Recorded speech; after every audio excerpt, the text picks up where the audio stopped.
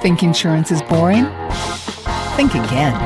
Many experts say that insurance is the most powerful industry on the planet. So join us and discover why the QuotersCast is making insurance super cool.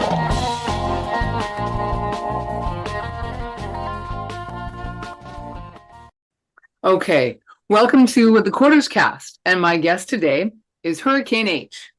And he is the president and founder of the EMBC TV network, which is a collection of channels, and it's for podcasters, authors, and content creators, which I'm looking forward to finding more about.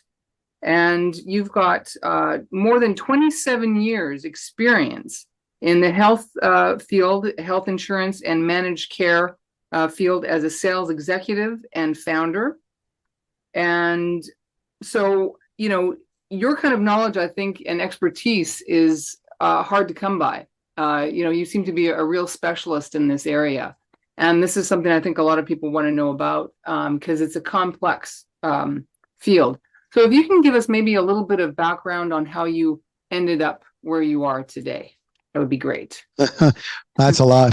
Well, first of all, thank you. Thank you so much for having me. And yeah, so I have a very diversified background, as you alluded to. I mean, the majority of the time actually now it's 29 years. Wow. Time flew. But yeah, so managed care insurance, so managed care is really a concept of insurance, right?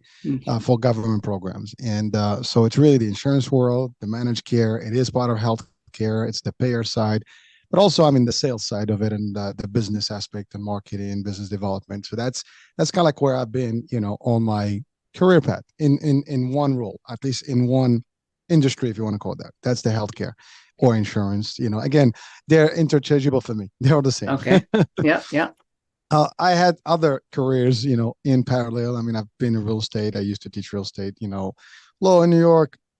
I've dabbled with real estate as well. That's always been. I believe in side, hustles or like, what do you call it? Never put your eggs in one basket kind of concept. Okay. So that just, I believe that in this world, you have to have something. And not only it's an opportunity to learn more, because you always learn and apply those additional learnings into whatever you're doing. And some of the skills are literally workable in both, aspects of whatever I did, right? So training is part of it, pitching is part of it, investing, doing stuff. It's still part of sales and business. So you do the same. And about 3 years ago, just before COVID, literally 2019, there was a situation where I had an opportunity. Well, I was challenged. I want to call it this way.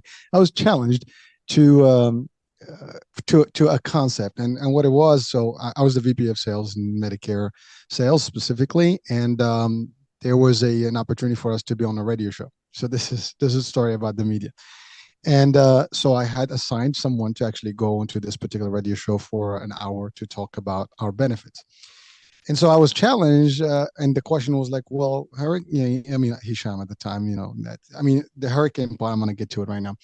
It's like, well, you're the VP, you're supposed to be on the show. I'm like, no, I'm the VP. I'm not supposed to be on the show. The best person to be on the show is someone actually that sells this on a day-to-day basis, and that's my best rep. And, it's someone that can answer the question. Can I answer the questions? Probably I can. But when you have a team, the team, is better than you in what they do, because that's where they do, that's their job, right? That's what their expertise is. Just because I lead the team doesn't mean that I cannot do it, or that doesn't mean I'm the best fit. I mean, you have people that have organization, you have a spokesperson, right? And when you have a representative, that's what they do. So anyways, that was it. So I got a little annoyed about that. And I said, are you questioning whether I can do the shows or the ability, to make a decision?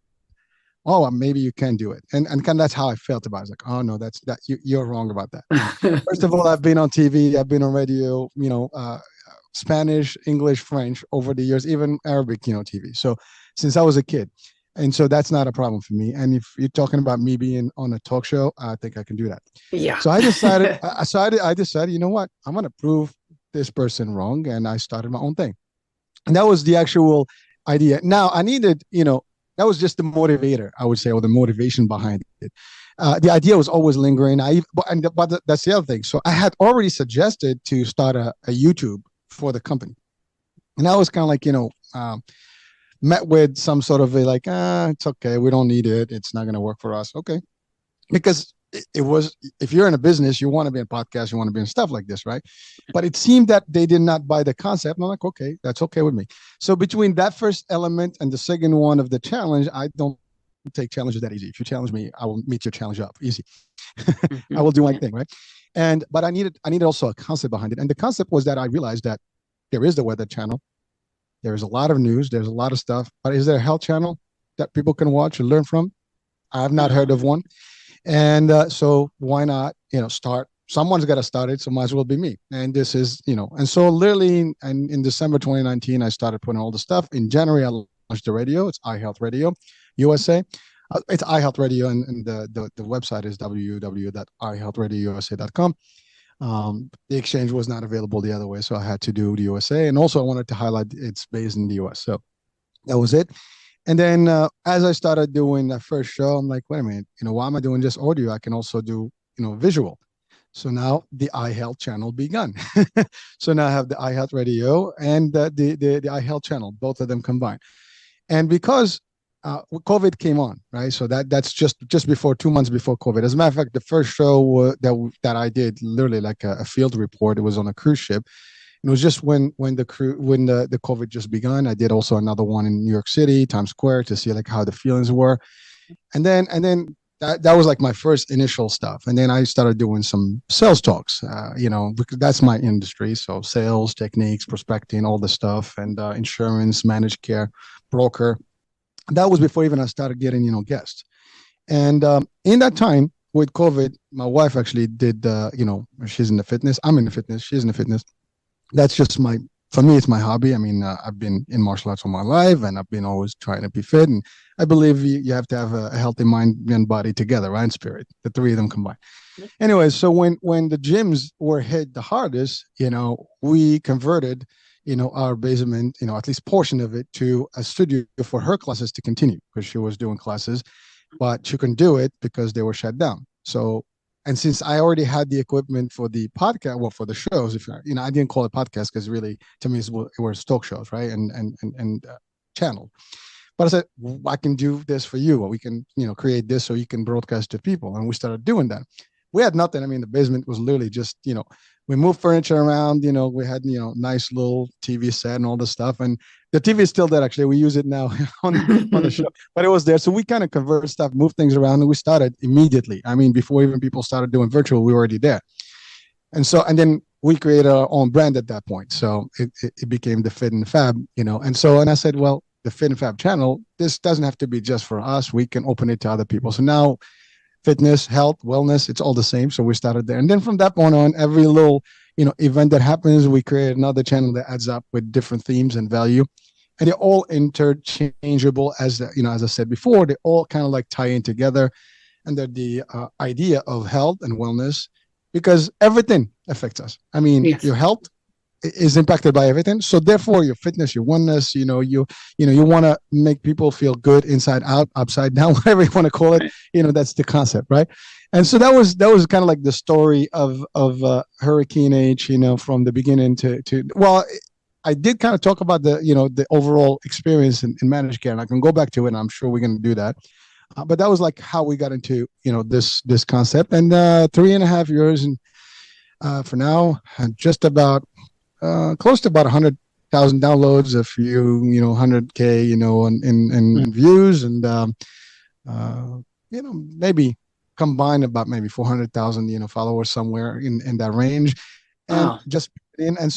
So now I evolved it into more with guests and things. And then I realized that there are directories for people where people can, list their podcast. I mean, Spotify and these things I'm doing too. But I realized but that's all. You can just list it. Doesn't mean anything. Nobody's doing anything for you. So why not do something for people? And actually, since I have the platforms and I have the channels and I have the viewers and I have the audiences, and I can feed to all these worlds, and I am everywhere pretty much. And so my shows play everywhere. So if you want to catch a show somewhere, you will be able to see it visually, or you can hear it audio somewhere on a podcast platform, on our own radio, or you can watch it on our websites, and we have a couple of them. And that's it. So that's the network. And in El Madi, by the way, EMBC is El Madi Media Broadcasting Corp, which is my last name. Oh, So okay. yeah, Right. and it kind of rhymed because I wanted something that's like, we know ABC, NBC, CBC, CNN, all those acronyms. So it came in nicely, as the NBC network. So El Madi Media Broadcasting Network, and so that's it. And shrunk, and now we have an acronym for it too. So it's the story behind everything that you've seen or heard. Okay. Yeah, that's excellent. When I was researching you, I came across that and I was quite excited because it sounds to me like you've incorporated a lot of the problems that new podcasters like this is, the QuotersCast is, getting attention, getting it out there, getting great guests and that kind of stuff. It seems like you've offer so much more than just the directory. So I'm actually looking forward to signing up and using it because you've made it very affordable. You have a free option. You keep it under $100 per month. And it from what I can tell, you offer an awful lot. Yeah, Renee, I have to say, I did the math, and I bought all those services myself for my system, right? And I know how much it costs to have each one of those directories to get the premium stuff, right? And to be able to do all the big stuff. It costs a lot of money. So for me, I know how much it costs me, a couple of thousand a month. And so to me, I'm already doing the work. And the idea is, this is not about me. This is not about my channel. This is about bringing resources and opening up to the world all the information that's available. You are a resource. People are doing work, but they're not heard enough. They're not seen enough. Or they may be heard, but not seen. The idea is just that we're sharing to the world. As a matter of fact, the mission of my concept is very simple: educate, enlighten, inspire, and motivate. And the motto is time to evolve. So we need to evolve, beyond the standard. I guess media has been around. This is the new media age, and it's different because it's not about news and just entertainment. It's about resource. And many people have businesses. Again, DJs, authors, and these people are doing work out there. Some of them are making it through in different ways. One thing that I also experienced during the COVID time, for example, Facebook, if you're a DJ, you have copyright issues. You can't even play your music, right? You go to TikTok. Yeah. So that was kind of like, every time I looked at an opportunity, an area where there's dilemma, I kind of try to figure out a solution for it. And again, it got handy. My latest addition right now is actually what we call the bargains channel. And we just launched it about a month and a half ago. And the bargains channel is really like a QVC, for the average business. Oh.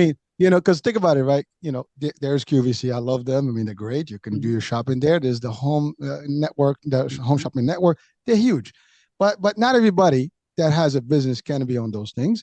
And here you can scale at any level. And basically all it does is that you get your opportunity to feed into the network, and your show is broadcasting across everything that I do, and therefore you will be able to reach people and talk about your own products. I don't even have to be there. This is not something where I have to be interact. You can send me a video about your presentation and it will play, or you can be live literally with people and your phone number and your connection.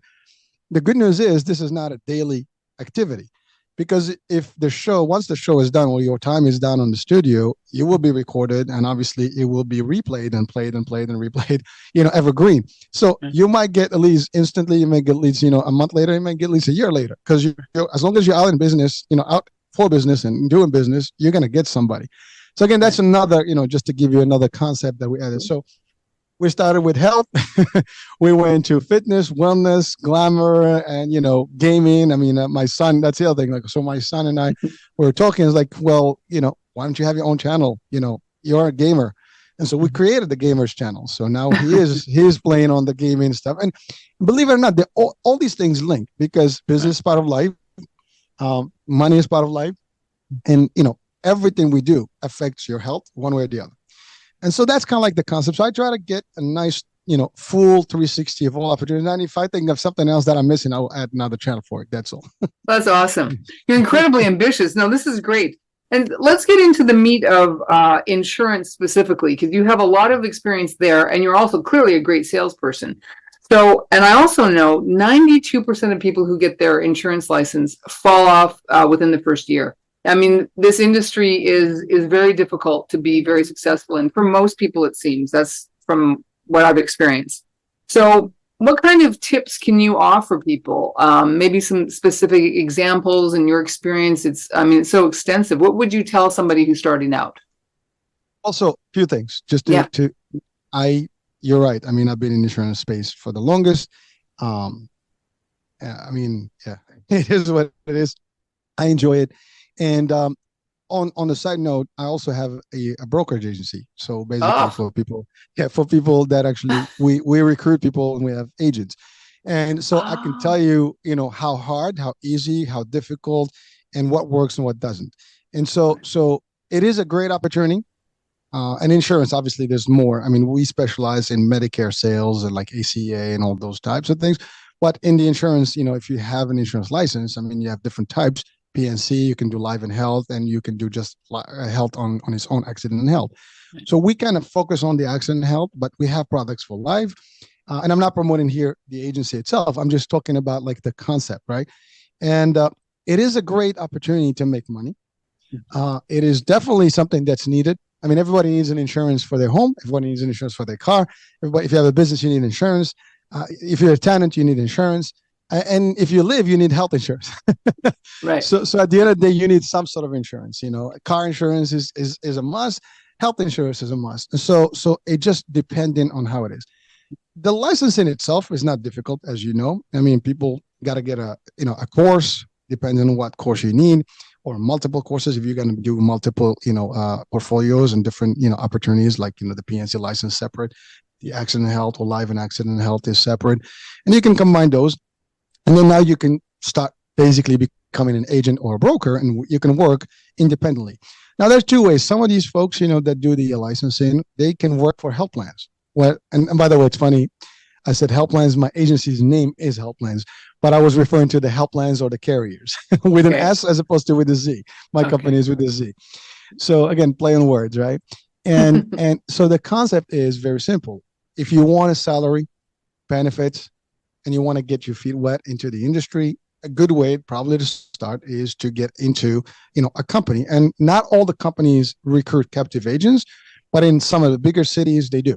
Like New York City, it's pretty common. All the health plans, they have a staff that is dedicated to selling in the field. These are captive agents. They get a salary and a commission. Sometimes some bonuses and things like that. But they're really employees, and that's one way to do it. The other way is the standard way, which is more nationally acceptable. You work somewhere, you get a license and start part time to kind of add income value, right? Another resource of income. Yeah. Or another revenue. I mean, people do it as an income stream, right? Some people start part-time because, you have to balance it until you get your feet wet and get ready, get the knowledge, skills you need. There is a ramp-up time because you got to build your momentum. You got to know the business enough. In the health specifically, you need to understand what you're doing. Are you working with corporations for business or employer groups and things like that? Are you working for individuals like in the Medicare space? What is your, who is your, customer base and where you can meet them and so on and so forth. Your network, your business development skills have to get there. Some of the opportunities that you have, for example, working with providers or working in the faith-based organizations, or you're working with, community organizations, doing events. All these things are multiple places where you can actually, diversify opportunities and prospect and eventually, thrive. Great news about insurance is if you're not a captive agent, and you are independent, it's almost the same. And I'll explain. Because if you add the numbers dollar to dollar, if you're a captive, yes, you get a salary base and that's guaranteed plus benefits, blah, blah, blah. But if you were independent, 6 or 7 apps will qualify to that salary base anyway. So everything else, you're basically dividing it. If your goal is, let's say 20 on the captive side, and you do the same 20 here, you're probably going to make the same money or more. But the other caveat is that because you're in the insurance space and you're independent, now you have residual income. See, that's the part where people don't realize that it's not just one-time deal; it's a future income revenue. Right. And then you tack on; it's really compounded year after year. And so, after a couple of years in the business with a nice portfolio, you pretty much are good set, because as long as these people are buying policies or alive, in the case of Medicare, you will get money, from your previous sales. And you're going to maintain your members happy. If there's a change in the plan, you're going to move them from one product to the other, and that's it. But you will do that. So year one is probably a most difficult one. Year two gets a little harder, or easier rather, I'd say. And then in time, it becomes nice breeze, and you basically have 4 or 5 years worth of income that is coming in guaranteed. Whether you do stuff or not, you're still going to make money. Now, this is not an opportunity to just quit, everything. Ultimately, you don't have to work for other places now because you have enough revenue. You've basically matched whatever current situation you have now, or even exceeded it. Let's say you're making 100,000. Now you're making 200,000. You don't need to worry about working for someone. You're independent. Right. There is an opportunity also of growth. You can open your own agency, right? And now have other folks, teach people how to do it the same way you did it. And now basically you're giving them an opportunity to make money, and you get overrides. You can still sell on the side if you wanted to, and you can still earn your money from the previous sales, and you still get override for the sales of your agent. So there is a lot to do here, and it's plenty of opportunity. Right. I'm going to stop there. Okay, that's good. Yeah, it's a little overwhelming, but it makes me think that you have so much going on, like creating the network, the TV network, and creating this brokerage. There must be infrastructure that you can already tap into, because I can't imagine that you could really coordinate and build all that really from scratch. So there must be larger companies that you're working with to make all this work. Is that right? Yes. Well, so depends. On the media side, none. It was literally from scratch. I mean, obviously, I'm using what the systems are in place, and I create my own systems. But I mean, I'm using platforms, Facebook. I mean, social stuff that's already out there. But in the insurance space, you are selling carriers, right? So you have to contract with carriers. So there's ways to do this, but for the easy way is to affiliate with another agency, or in my case, because of the expertise and stuff like that, we work with an FMO. FMO is Field Marketing Organization, and basically it is an organization that is contracted with health plans or carriers nationally or locally, and basically their job is to recruit, train, and basically produce for these plans, right? And so that's all they have to do. Now, an FMO is the highest ranking, and between FMO and agent, there's a whole levels that you can be, like a general agency, MGA, SGA, so a lot of acronyms, but they all do the same thing, and there's overrides in between. And basically, the FMO contract with a carrier is a simple contract where there are rules and regulations and expectations. There's a payment to the agency or the FMO for their admin work. And then there is, expectations in terms of compliance and so on and so forth. In exchange, instead of the carrier looking to hire their own people, they just contract with these agencies, and they have the ones, they bring in a couple of thousand brokers that sell those products. They certify them. They go through the compliance process, whatever they need to do to comply. And then now they have agencies. Now, in my role, what I did is I created an agency under an FMO, and basically I'm almost like an FMO level, if you want to call it this way. But here's the difference. When you're an FMO, you're responsible for a lot more than if you're an agency. Meaning, I'm not responsible for the compliance piece and stuff. I'm responsible for compliance, being compliant. Right. But I'm not responsible to run the operations behind it. You know what I mean? Right. So there are certain things that we don't have to do. The FMO does. Okay. The FMO is responsible, and we are responsible to the FMO. So everybody's, vicarious liability. Everybody's kind of like connected. But instead of me worrying about the operations and running all that, having a compliance officer, blah, blah, blah, blah, blah, I don't have to deal with that. All I have to do is recruit, train, sell, produce. Done. Compliantly. Okay. And I keep I'm going to keep using the word compliantly. In insurance world, where licensed agents are licensed, it's a state license. There's a lot of stuff that goes behind it. It's not an easy, course or state exam, if you want to call it. These exams are pretty difficult to a degree. I mean, they're up there with the Series 7 and 6 and all those. So they're up there. And so when you get them, you want to maintain them. One, rule number one, then you have to do your CEs every 2 years. And so that's one. And you have to be compliant, because if you're not compliant, you will not be able to work with carriers, because they'll kick you out. That's and right. And then if you can't sell the products, you have no products to sell, then you have no business, right? You can't do this. So that's it. So you have to maintain correctly.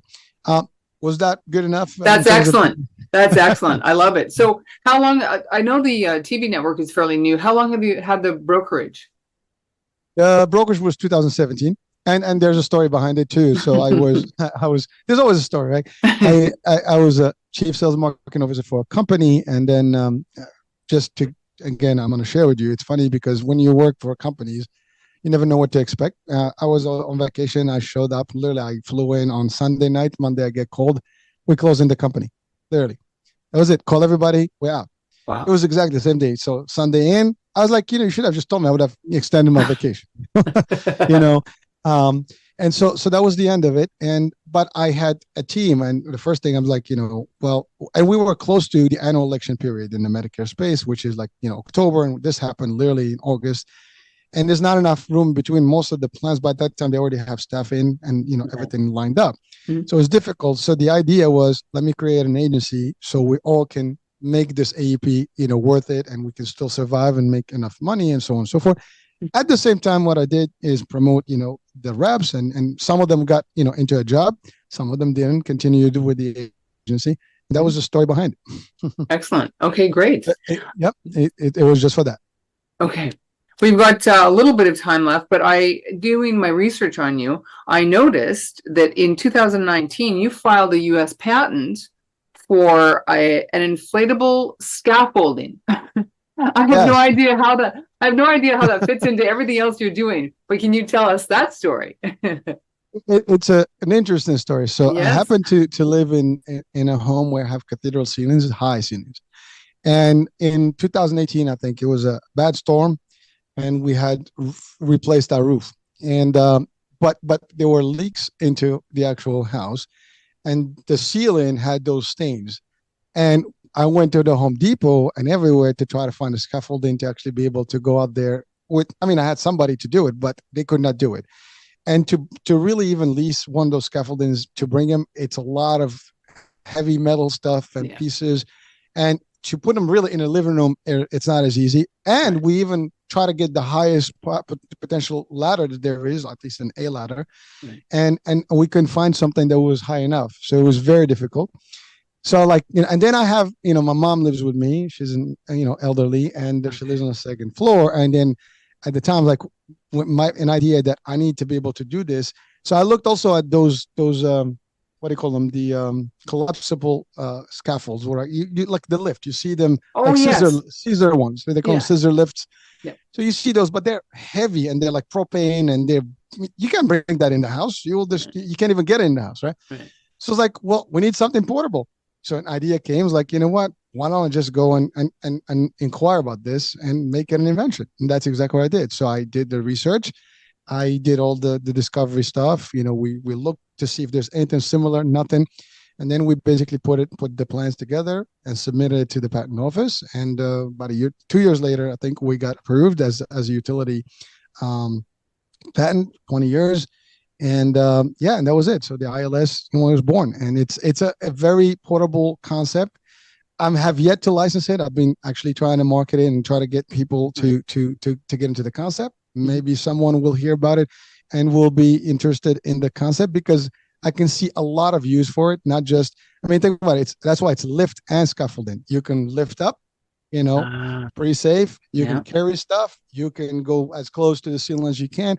It is portable and inflatable. It uses inflatable, stuff. So it's light also. You can use a power outlet or a generator if you want. So it's got all these things, and it's good. So that was it.